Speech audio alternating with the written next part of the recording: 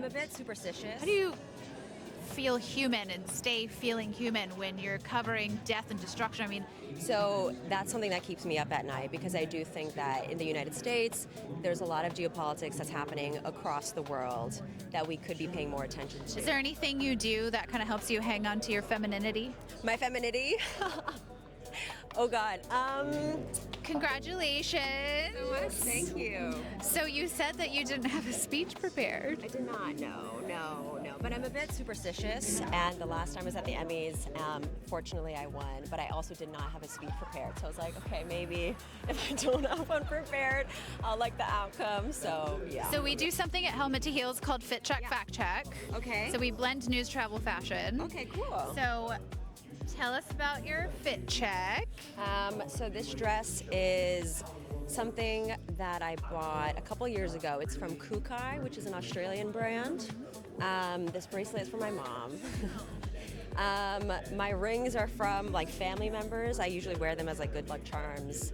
I think this necklace is from my partner. So sentimental. So fact check. Yes. What is a story that's top of mind? What is something that the audience absolutely needs to know? Ooh, okay. Well, being in Japan, that's where I'm stationed, and I cover Asia news, I feel like, and I grew up in the US, and I feel like we don't understand Asia enough, and we don't actually take what's happening with China, what's happening with China's expansion across the region seriously enough.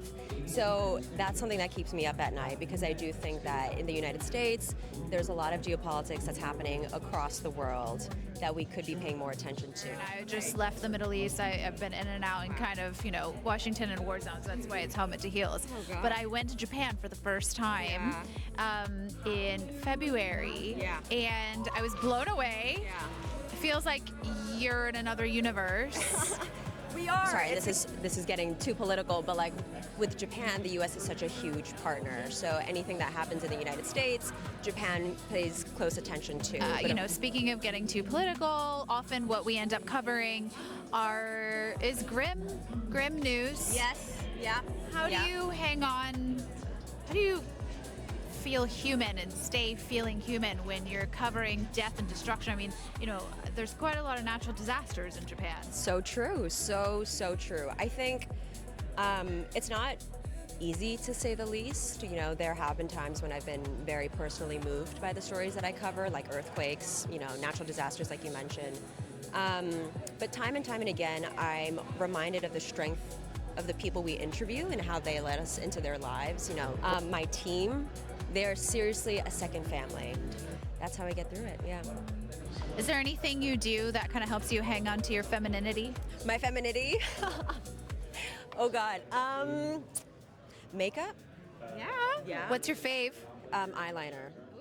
I've been using the same one just because I feel like the felt tip is the one I can use the most. MAC. Yeah. Okay. MAC. MAC, if you're hearing, sponsorship incoming.